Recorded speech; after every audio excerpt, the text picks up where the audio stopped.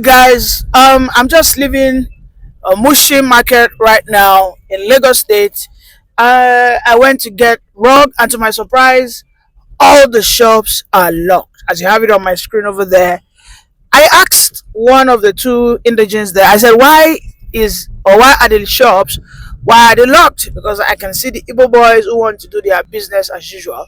They said today being Isese Day, it has been instructed by the Lagos State, that there will be a work-free day, and wherever they will be carrying out such traditions, masquerades, will parade, whatnot, that people are not allowed to open their stores. And I asked the Igbo brothers too, because some of them were just hanging around. I was able to buy the rug, by the way, but I told them that okay, fine, but you guys were told not to, like, so they were just like, well, what would they do? Now, this is what I have come to see and understand. Yes, Lagos is a Yoruba land, that is undisputed, but Lagos has achieved so much enormous development and progress because it wasn't developed by Yorubas alone. Okay, so I think in that level of development, I think it behoves on the government to take into considerations the the cultural differences that we have in Lagos State. I mean, there's no state that is as diverse in Nigeria as Lagos State. Okay, and this is why you have the good, the bad, the ugly. Yes, and it takes the good, the bad, the ugly to develop a state, because it is when the bad commit offense that the government will understand. Okay, let us implement this measure so that we can protect the good ones. All right. If there's no good, if there's no evil, actually, good would never be appreciated, and that is how world evolves. That is how nations are built. But here we are in Lagos today. By the way, I am not Isese. I am not against Isese. Isese Lagba. Yes. But what is the moral of this my experience? What are we discussing for? Why do I bring this to the fore? It simply means that a lot has been done since 2023 to this very moment, okay, by the Yorubas in Lagos to pronounce, to announce, and to assert their authority on the land. Agreed. At this stage, even the Igbos who are trading their business in Lagos cannot contain or argue or debate it. It is agreed that as it stands today, today being Isese Day, no man was able to open his stores in Mushin, and I'm sure that will be the same in Ladipo, wherever they will carry this masquerade, whatever this masquerades, these gods will walk through, they will be told to not open your stores, because those that tried to open it earlier in the morning, as I heard, were actually, they were dealt with accordingly and decisively. All right, these are not according to our constitution. However, in our constitution, there's something they said: the communities must, in some extent or to some extent, they must respect the customary laws. My only issue here is this: for how long shall we continue to have all manners of laws? Nigeria is an expired product. For me, I believe that Nigeria should just have a constitution that would explicitly elucidate that, right, we are of different tribes, and everybody, according to their tribe, should have the laws, okay? And these laws are guaranteed by the constitution. Look at what we have in the north. In the north, whether you're an Igbo man, whether you're a Yoruba man, you dare not complain with the northerners when they are about to have their Ramadan. I mean, I could recall that I made so many, conversations, programs about the illegality. To me, it was illegal, but to the northerners, it is not. About the illegality to other schools, be it Muslim or Christians, to shut down their schools just in respect of the 30 days fasting in the north. I mean, then it was the Bauchi governor who released that, communique, and to follow suit, we saw so many other northern states like Kano, like Kaduna, like Katsina. So many of these states actually obeyed that law. And I mean, who are you? Who born you?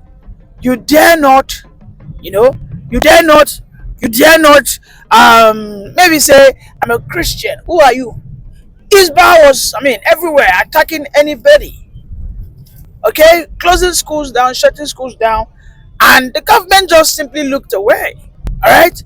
So this consistency in in a situation whereby the customs of the people will override the freedom of movement of the people can no longer be tolerated. Our constitution reeks of hypocrisy, reeks of double standardness. For me, this is why I used to tell my people that you guys are all sons and daughters of Lord Lugard. Yes, because our forefathers were married by Lord Lugard, and we are the offsprings of that illegal marriage. So we are sons and daughters, whether we like it or not, of Lord Lugard. He put us in this situation, and we have to get to that point that we will one day agree collectively that we've had enough. That this contraption is not favoring me, nor you, nor you, whether you're Hausa, Fulani, Yoruba, Igbo, Efik, whatever nomenclature you have been given to, by the colonial masters or by your ancestors. This contraption is not favoring you and I. The only people who are enjoying it, of course, are the political class, because they are at the top, united, enjoying the largesse, sharing the national cake, as it were. And here we are at the bottom barrel, hating on ourselves. I mean, you have to see the boys on inside the market calling themselves the tax force, trying to anybody that tries to do anything, standing nearby. You want to sell? Oh yeah, you go last me. I bought something about 12.5. I think they had to give that guy maybe 1.5 thereabout. So imagine what's the guy's profit? Because I actually told the Igbo guy, you shouldn't have even come, just stay at home. Because if I had come here, if I didn't see you guys, last, I'll go back home and come back probably the next day or 2 days later.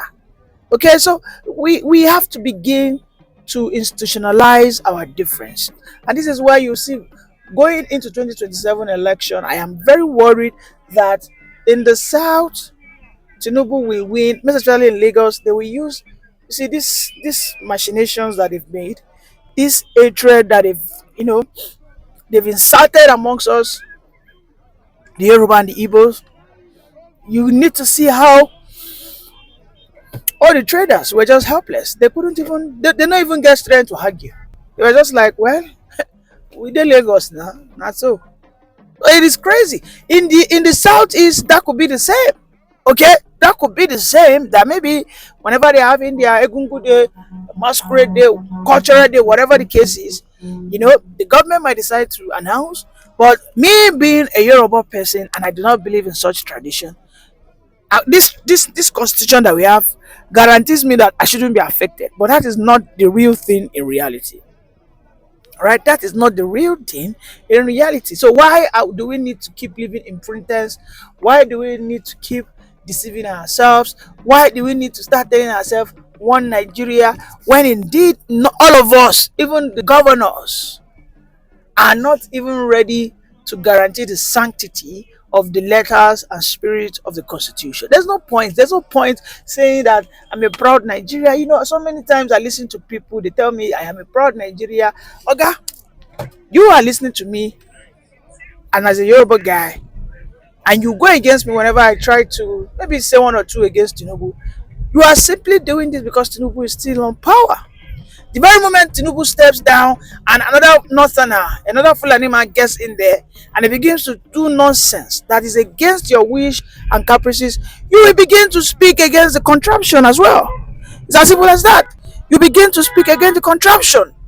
Alright? So I am not of that double standardness. Because Tinubu is there, I will be quiet. I will all of a sudden begin to love this nation.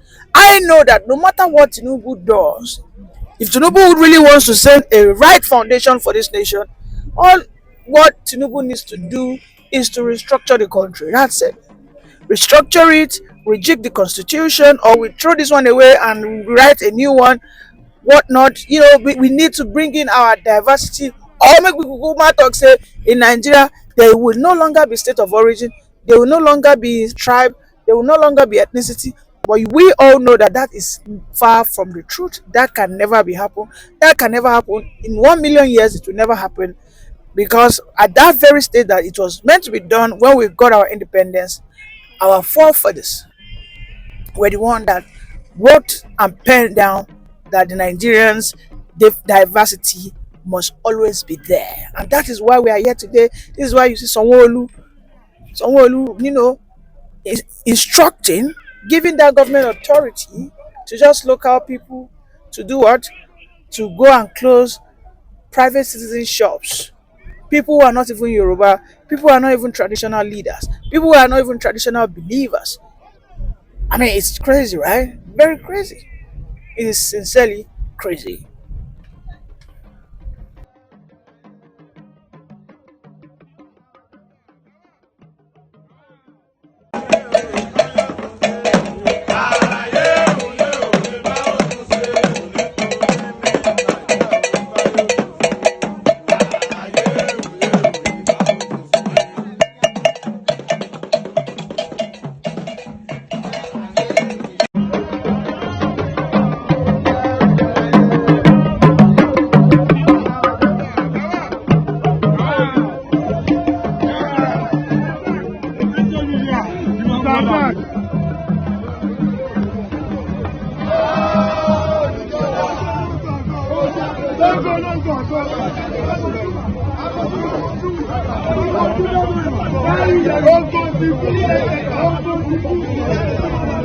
Oh, no!